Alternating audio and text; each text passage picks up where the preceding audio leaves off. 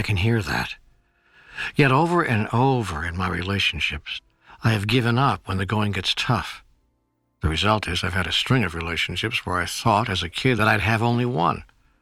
I don't seem to know what it's like to hold on to a relationship. You think I'll ever learn? What do I have to do to make it happen? You make it sound as if holding on to a relationship means it's been a success.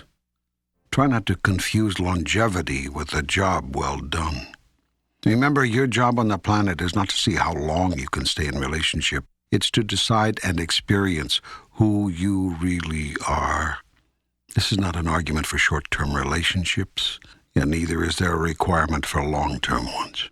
Still, while there is no such requirement, this much should be said. Long-term relationships do hold remarkable opportunities for mutual growth, mutual expression, and mutual fulfillment. That has its own reward. I know. I've always suspected that. So how do I get there? First, make sure you get into a relationship for the right reasons. I'm using the word right here as a relative term. I mean right relative to the larger purpose you hold in your life. As I have indicated before, most people still enter relationships for the wrong reasons: to end loneliness, fill a gap, bring themselves love or someone to love, and those are some of the better reasons. Others do so to salve their ego and their depressions, improve their sex life, recover from a previous relationship, or, believe it or not, to relieve boredom. None of these reasons will work, and unless something dramatic changes along the way, neither will the relationship. I didn't enter into my relationships for any of those reasons. I would challenge that. I don't think you know why you entered your relationships. I don't think you thought about it in this way. I don't think you entered your relationships purposefully. I think you entered your relationships because you fell in love. That's exactly right. And I don't think you stopped to look at why you fell in love. What was it to which you were responding? What need or set of needs was being fulfilled?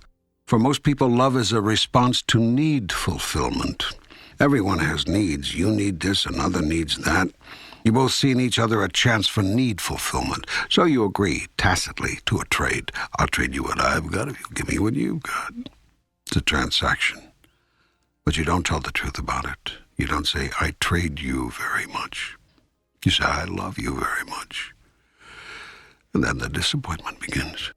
You've made this point before. Yes, and you've done this thing before, not once, but several times. Sometimes this dialogue seems to be going around in circles, making the same points over and over again. Sort of like life. Ooh, touché. The process here is that you're asking the questions and I'm merely answering them. You ask the same question 3 different ways. I'm obliged to continue answering it. Maybe I keep hoping you'll come up with a different answer. You take a lot of the romance out of it when I ask you about relationships. What's wrong with falling head over heels in love without having to think about it? Nothing. Fall in love with as many people as you like that way. But if you're going to form a lifelong relationship with them, you may want to add a little thought. On the other hand, if you enjoy going through relationships like water, or worse yet, staying in one because you think you have to, then living a life of quiet desperation. If you enjoy repeating these patterns from your past, keep right on doing what you've been doing. Okay, I get it. Well, you're relentless, aren't you? That's the problem with truth. The truth is relentless. It won't leave you alone.